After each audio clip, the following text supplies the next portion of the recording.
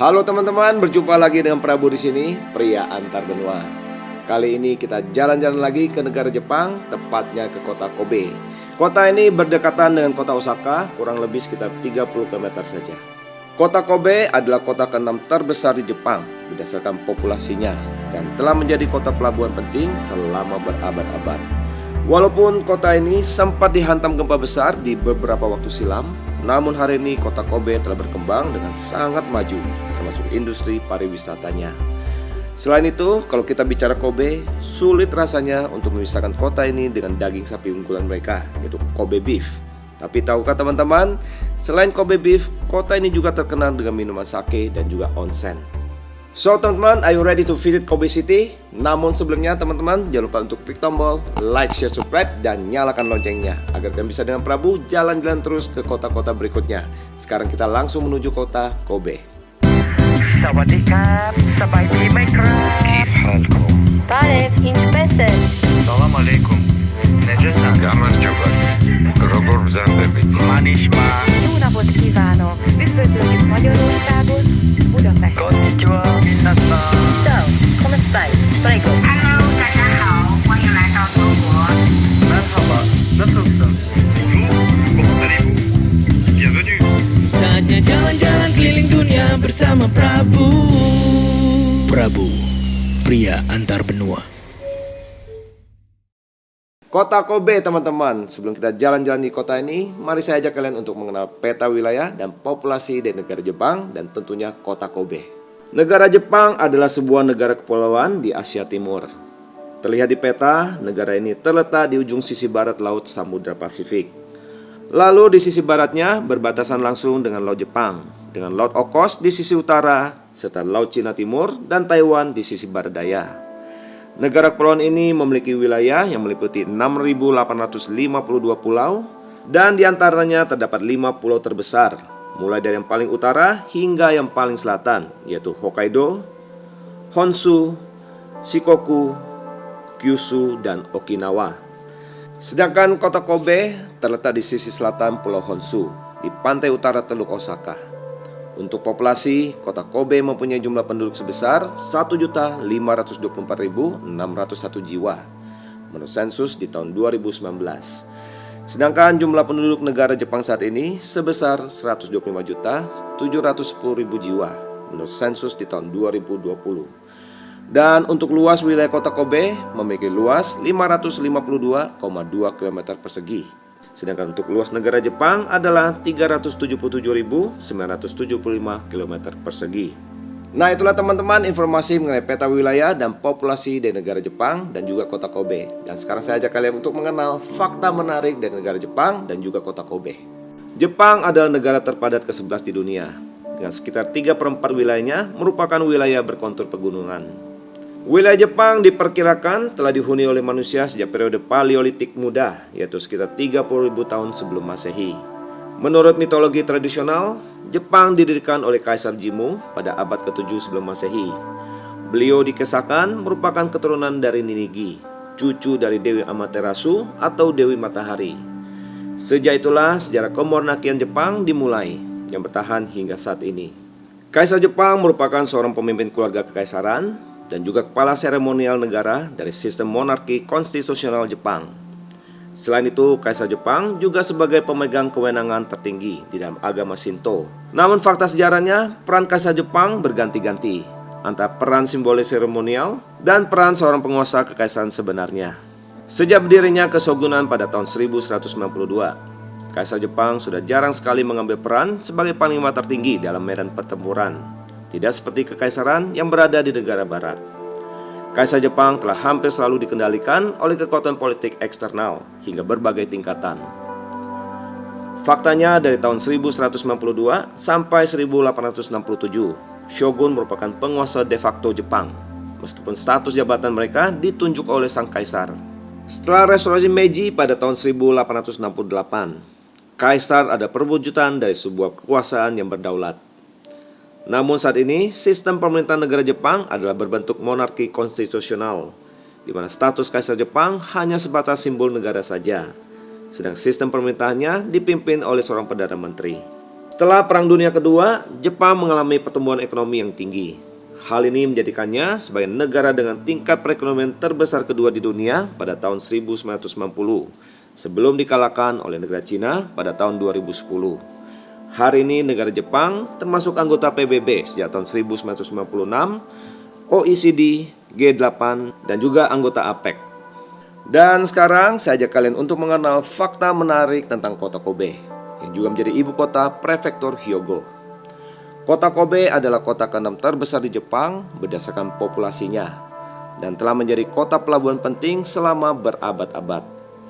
Pelabuhan Kobe termasuk salah satu pelabuhan yang dibuka pertama kali untuk perdagangan luar negeri pada abad ke-19. Selain pelabuhan Yokohama, Nagasaki, Hakodate, dan Niigata. Kota Kobe didirikan pada tanggal 1 April tahun 1889 dan kemudian ditetapkan pada tanggal 1 September tahun 1956 oleh peraturan pemerintah setempat. Sejarah kota ini terkait erat dengan adanya kuil Ikuta, dan nama Kobe diperkirakan berasal dari kata Kambe, nama kuno bagi keluarga yang menjaga kuil suci ini. Pada tahun 1995, Kobe dilanda gempa bumi besar yang dinamai Hanshin Awaji, yang menewaskan lebih dari 6.000 orang dan menghancurkan puluhan ribu bangunan. Namun hari ini kota ini telah sepenuhnya dibangun kembali dan hampir tidak menyisakan lagi kenangan pahit akan peristiwa mengerikan tersebut. Kota Kobe telah berkembang sangat maju. Banyak perusahaan multinasional dan internasional yang bermarkas di kota ini, seperti ASICS, Kawasaki Heavy Industries, Kobe Steel, Boehringer Ingelheim, Nestle, dan lain-lain. Kota ini juga terkenal dengan produk daging sapinya, yaitu Kobe Beef. Lalu ada juga produk minuman sakenya, serta situs dari satu resort permandian mata air panas yang paling terkenal di Jepang, yaitu Arima Onsen. Nah teman-teman, tiba saatnya kita jalan-jalan di kota Kobe. Objek pertamanya adalah kuil Ikuta. Kuil Ikuta diperkirakan berasal dari tahun 201 Masehi, yang dibangun untuk menghormati Dewi Wakahirume no Mikoto. Konon nama Kobe berasal dari kata Kambe, sebutan untuk keluarga yang menjaga kuil ini. Kuil ini berada di pusat kota Kobe dengan gerbang torinya yang sangat ikonik, yang banyak dikunjungi oleh warga setempat dan juga wisatawan. Setelah melewati gerbang tori, kita akan tiba di gerbang menara. Terdapat 2 gerai di sisi kiri dan kanan yang menyediakan omikuji dan jimat pelindung, yaitu ramalan yang ditulis pada secari kertas. Kertas ini biasanya didapatkan dengan cara memberikan persembahan terlebih dahulu, umumnya sekitar 5 yen. Lalu kita bisa memilihnya dari salah satu kotak secara acak dan berharap ramalan yang tertulis adalah baik. Selanjutnya kita akan tiba di bangunan utamanya yang diapit oleh 2 patung Komainu yang diwakili oleh 2 ekor patung singa. Mereka dipercaya sebagai penjaga dan pembawa pesan bagi para dewa di kuil Shinto ini. Dan berikutnya kita bisa mengunjungi bagian belakang kuil ini yang ditumbuhi banyak pohon-pohon besar, menjadikan tempat ini sebagai tempat yang sempurna untuk menenangkan diri serta pikiran dari keramaian kota Kobe.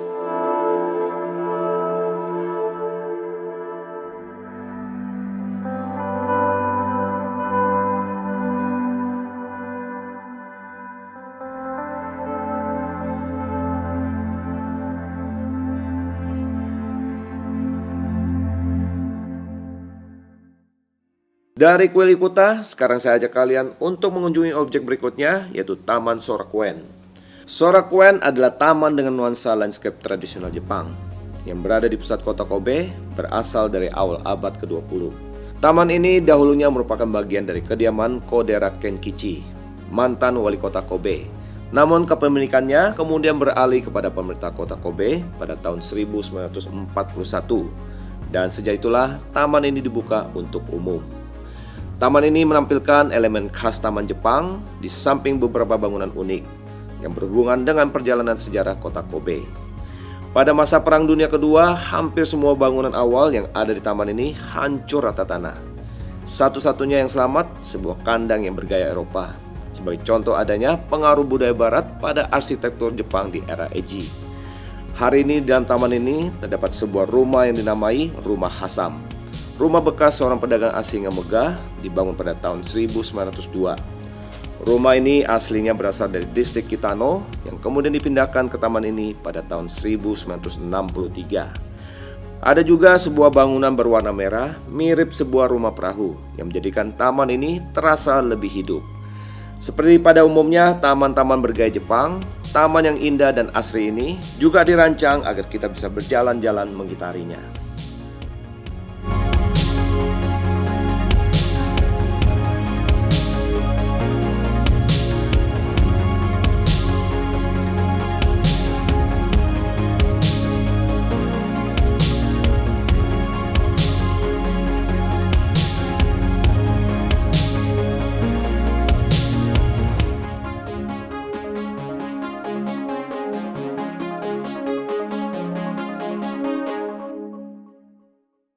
Objek berikutnya adalah Kitanocho, sebuah distrik bersejarah di kaki pegunungan Rokko.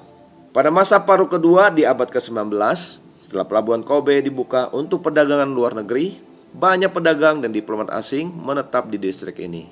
Dimiliki oleh orang-orang asing pada waktu itu, yang oleh masyarakat setempat dikenal dengan sebutan Ijinkan. Distrik ini adalah salah satu lokasi yang paling favorit untuk menikmati waktu di kota Kobe.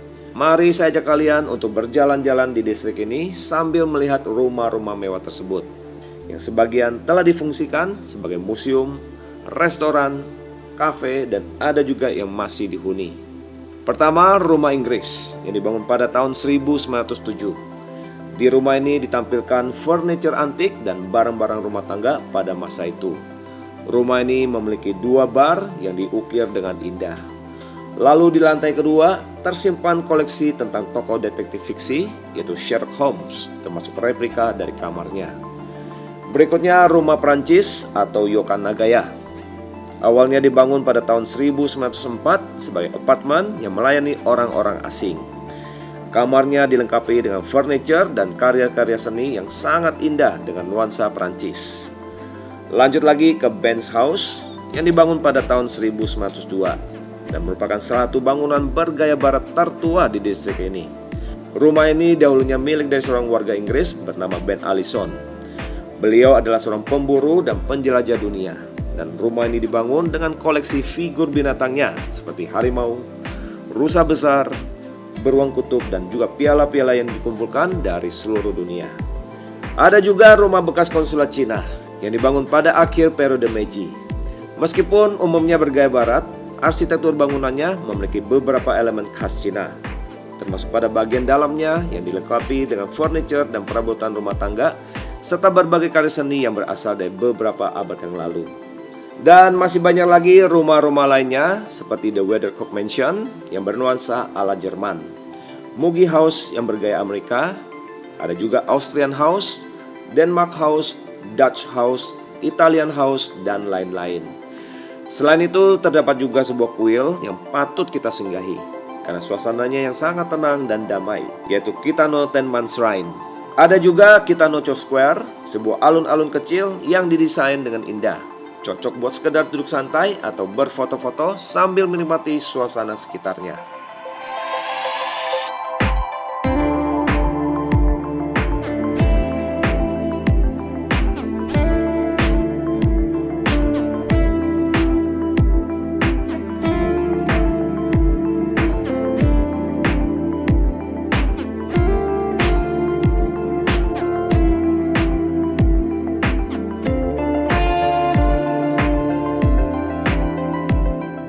Perjalanan berikutnya pasti asik dan seru. Kali ini kita kunjungi Mon Rokko untuk menikmati keindahan kota Kobe. Seperti di video saya sebelumnya tentang Mon Inasa di kota Nagasaki, inilah Mon Rokko, salah satu dari 3 gunung dengan pemandangan malam kota yang terbaik di negara Jepang, selain Mon Hakodate di kota Hakodate. Mon Rokko memiliki ketinggian 931 meter, menjadikannya sebuah latar belakang yang hijau dan sejuk pada kota Kobe. Untuk menuju ke gunung ini, kita akan menggunakan kereta gantung yang berada di stasiun Shin-Kobe. Selama perjalanan, kita akan melewati air terjun Nunobiki dan taman herbal Nunobiki di bawahnya. Setelah tiba di atas, kita langsung memasuki Garden Terrace, kawasan dengan beberapa restoran dan toko, termasuk dek observasinya, yang menawarkan pemandangan spektakuler kota Kobe. Sekali lagi, waktu yang terbaik untuk menikmati pemandangan ini adalah di sore hari menjelang malam, di mana kota Kobe akan terlihat lebih indah dan romantis dengan dengan sinar lampu-lampu kotanya yang keren banget. Selain menikmati pemandangan kota Kobe, di lokasi ini juga memiliki berbagai objek wisata yang menarik, antara lain Taman Botani, Museum Kotak Musik, padang rumput dengan bunga dan dombanya, serta lapangan golf pertama di negara Jepang.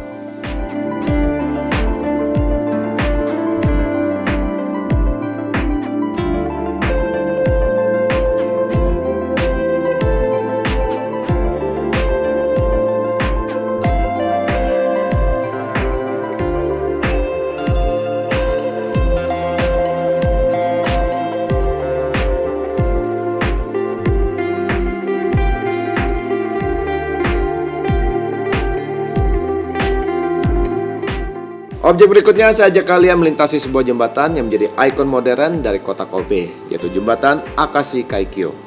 Inilah jembatan gantung terpanjang di dunia dengan panjangnya yang mencapai 1991 meter. Dibuka pertama kali pada tahun 1998, jembatan ini membentang di Selat Akashi antara kota Kobe dan Pulau Awaji, yang juga merupakan bagian dari jalan tol Kobe Awaji Naruto, salah satu dari 3 jalan tol yang menghubungkan Pulau Honshu dengan Pulau Shikoku. Selanjutnya, saya ajak kalian jalan-jalan di Maiko Marine Promenade untuk menikmati keindahan jembatan ini dari dekat, dan juga Selat Akashi serta Teluk Osaka.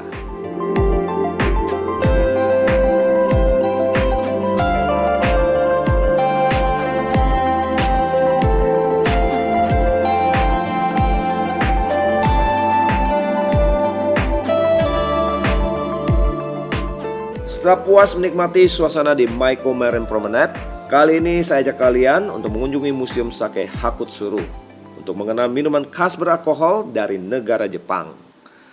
Lokasinya terletak di distrik Nada di pusat kota Kobe, yang terkenal sebagai distrik penghasil sake teratas di Jepang.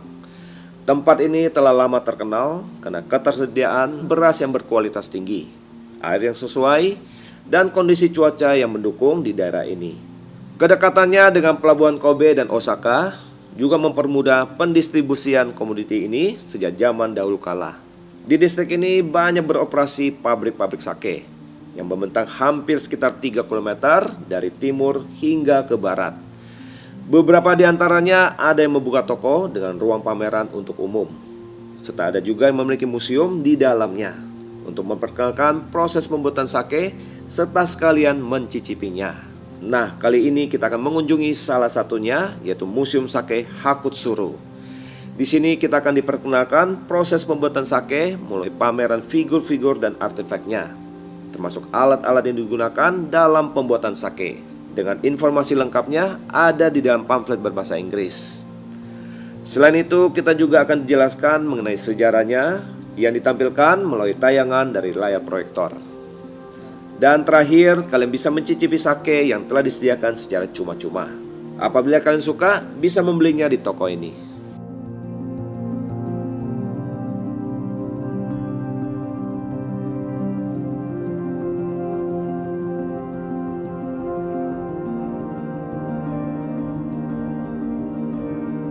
Dan tibalah saatnya acara bebas untuk cuci mata, kuliner, dan berbelanja. Saya ajak kalian menuju ke kawasan Kobe Harborland. Kobe Harborland adalah distrik perbelanjaan dan hiburan yang berada di tepi laut area pelabuhan Kobe. Di distrik ini menawarkan banyak pilihan toko-toko, restoran, kafe, dan tempat hiburan lainnya yang sangat populer di kalangan wisatawan. Kompleks perbelanjaan yang paling menonjol di Kobe Harborland adalah Umie, yang terdiri dari 3 bagian, yaitu Mosaic, South Mall, dan North Mall.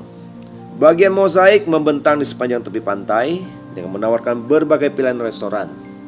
Banyak restoran yang menghadap ke pelabuhan dengan pemandangan Kobe Port Tower dan Kobe Maritime Museum, yang akan semakin indah dengan cahaya bangunannya pada malam hari. Sedangkan di ujung selatan terdapat Ferris wheel yang membuat kawasan ini semakin terlihat cantik. Lalu di bagian South Mall dan North Mall, disinilah pusat perbelanjaan yang berisikan department store dan berbagai pilihan toko-toko. Apabila kita jalan ke selatan, kalian akan menemukan jalan utama di distrik ini, yaitu Jalan Gaslight yang ramai dipenuhi oleh para turis. Baiklah teman-teman, tiba saatnya acara bebas. Silakan bersenang-senang di tempat ini sepuasnya.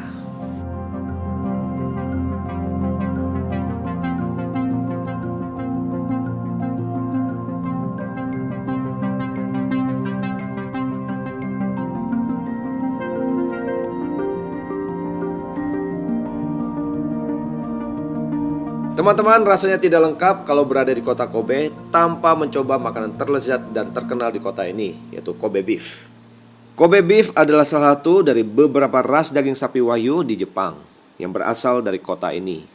Selain itu, masih ada daging sapi Wagyu lainnya yang sangat populer di antara para pecinta kuliner Jepang, seperti daging sapi Matsusaka dan Yonezawa. Namun, Kobe beef lah yang paling terkenal di luar negara Jepang. Kobe beef berasal dari sapi ras Tajima yang terkenal sebagai daging yang empuk, berkualitas tinggi, dan bentuknya yang well marble sebagai ciri khasnya. Daging ini biasanya disajikan sebagai steak, shabu-shabu, atau sukiyaki. So, tunggu apa lagi teman-teman? Mumpung sedang berada di kota Kobe, silakan mampir ke salah satu restoran favorit di kota ini untuk menikmati daging sapi Kobe.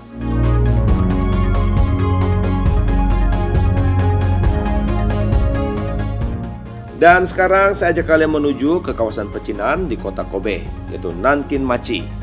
Inilah distrik Chinatown di pusat kota Kobe, yang menjadi pusat komunitas orang-orang Cina di wilayah Kansai.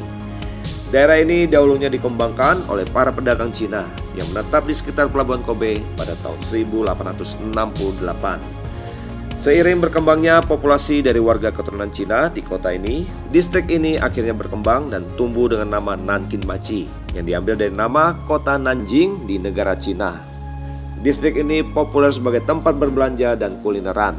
Terdapat dua jalan utama yang melintasinya dan saling bertemu di alun-alun kecil di tengah dengan dipenuhi oleh toko-toko, restoran, dan kedai makanan yang menjual berbagai makanan seperti bakpao, mantau, ramen, minuman, serta berbagai hidangan Chinese food. So, teman-teman, sekarang acara bebas, kalian bisa berbelanja dan kulineran di distrik ini.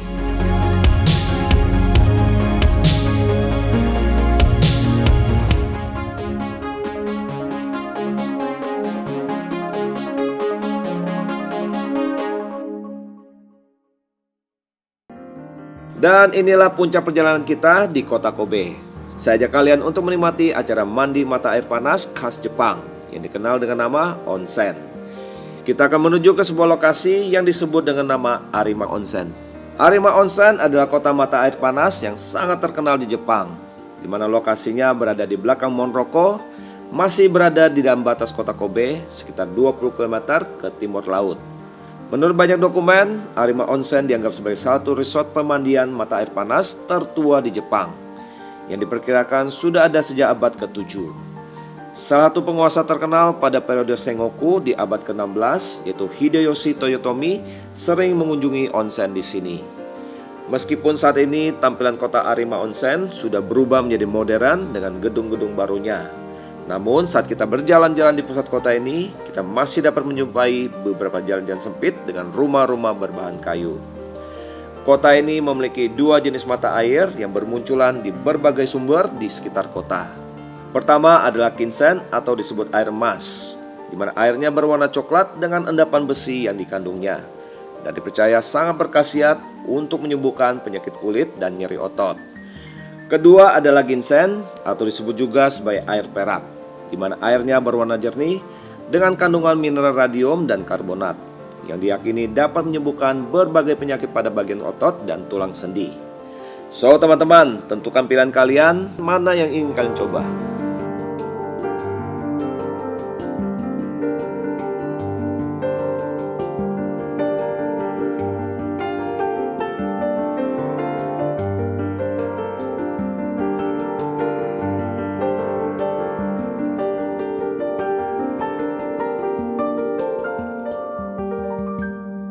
Oke teman-teman, demikian jalan-jalan seru kita di kota Kobe. Dan sekarang ada beberapa tips yang ingin saya sampaikan sehubungan perjalanan kita ke kota ini. Pertama, kita bicara visa.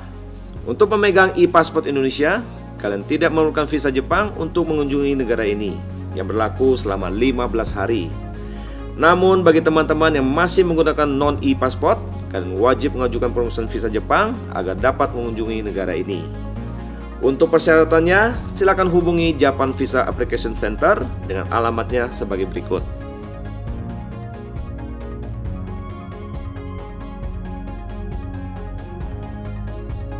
Berikutnya kita bicara iklim dan cuaca. Kota Kobe dan sekitarnya memiliki iklim subtropis lembab. dengan musim dinginnya yang cukup sejuk dan musim panas yang lembab. Di musim dingin, suhu berkisar antara 5 hingga 10 derajat Celcius, di mana hujan salju jarang terjadi di kota ini. Di musim panas, udaranya panas dan lembab, di mana suhunya berkisar antara 25 hingga 33 derajat Celcius, dengan puncak panasnya yang biasanya terjadi di bulan Agustus. Demikian informasi mengenai iklim dan cuaca di kota Kobe. Berikutnya kita bicara mata uang. Mata uang negara ini adalah yen Jepang dengan kodenya YEN. Saat ini 1 yen setara dengan 136,21 rupiah. Namun teman-teman, rate ini bersifat tentatif dan fluktuatif. Kalian mesti mengecek kembali rate ini menjelang hari keberangkatan. Demikian teman-teman, akhir perjalanan kita di kota Kobe. Kalau kalian suka dengan video ini, silahkan klik tombol like, share, subscribe, dan nyalakan loncengnya. Dan bagi kalian yang penasaran kota mana yang ingin kalian kunjungi untuk saya bahas di video berikutnya, silahkan komen di bawah. Saya Prabu, Pria.